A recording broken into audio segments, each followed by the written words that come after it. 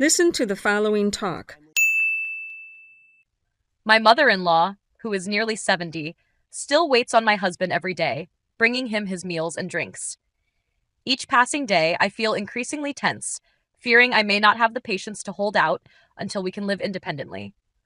I am a 34-year-old woman, and to most outsiders, my life might seem ideal. While many others are struggling with rent and unstable incomes, I don't have to pay rent, and I work as a manager with an average monthly salary of 30 million VND. I come from a rural background, where I witnessed my parents' hardships growing up, which left a lasting impression on me. I worked hard to earn a master's degree, and at the office, I'm regarded as a dedicated worker, with friends who cherish me, professors who appreciate me, and I'm often held up as a role model for junior students. After years of working and saving, I now have 2 land certificates, not overly valuable, but I am proud of what I've achieved. I'm self-sufficient, able to support my children well, contribute to both sides of the family, and still save about 50% of my income. There wouldn't be an issue if my husband were someone who cared about our family and worked with me to build a stable home. I don't expect him to be exceptionally successful or to support me. I just want him to take some responsibility, show more care for our family, meaning that he shows love for me and our child. His family background is complicated. He's the son of his mother and a man who had a family of his own, so he didn't grow up with his father. Occasionally, his father would come by and provide support, so his mother and he were always financially comfortable. With money available without effort, his mother adopted a lifestyle of excess, often cooking too much food and giving away or wasting the leftovers. As a result, he grew up accustomed to this way of living. When we met, he had 2 jobs but left both due to low pay and eventually went to work for his father, who runs a car dealership. Unlike his father, who is quick and diligent, my husband is more relaxed, preferring leisure over hard work, so his father often reprimanded him. When his father passed, he inherited a portion of the assets, which only fueled his relaxed attitude. Now, most of that inheritance is nearly gone, yet he shows no ambition to seek a job. I have pushed him a few times, even introducing job opportunities, but he either applies half-heartedly or simply ignores them. Some people may wonder how he manages financially. He doesn't worry because his mother takes care of him. I've warned him several times about the difficulties he'll face once his father's support stops, but he gets angry with me instead. His temperament is very quick to anger. Since we had our child, we agreed to each contribute 5 million VND per month to a childcare fund. He did so initially, but stopped after a while. When I reminded him, he got upset, so I transferred responsibility to him for paying our child's school fees while I handled other expenses.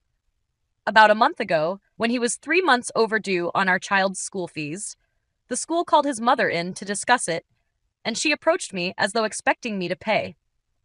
Of course, I didn't. I lent him the money instead so he could experience the consequence I had warned him about. He ended up selling more of his father's assets for living expenses, but at a cheap price. I thought he might learn to save and be more serious about his work. But he didn't. As soon as the money came through, he and his mother went straight to the electronics store to upgrade the TV, refrigerator, and refurbish the motorcycle, even though they were still in good condition. I was not informed because they knew I'd disapprove and view it as wasteful. When I found out, I simply smiled, as it was no surprise given her habits.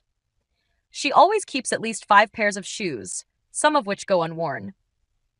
When I first became her daughter-in-law, she even gifted me 3 pairs that she rarely used. Our approach to raising children also clashes. I want my child to be independent and proactive, but my husband and his mother don't. My child is almost 4 years old, but occasionally his grandmother has to carry him down the stairs. She even brings meals up to his room and feeds him, while I bought a dining chair for him in the kitchen to encourage self-feeding, which only gets used on weekends when I'm home.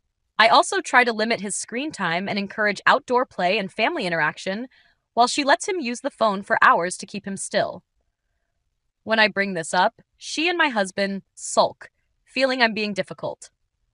So, we rarely talk. I feel stifled in my current life. Going to the office every day, despite the workload, feels refreshing because I don't have to deal with my husband and his mother. My child is in school where he's being taught by professionals, but the end of each day is the hardest part. Stepping into the kitchen, I find dirty dishes piling up in the sink. Going upstairs, I see toys and books scattered all over the floor. I've spoken to my husband about these frustrations multiple times, but he remains silent.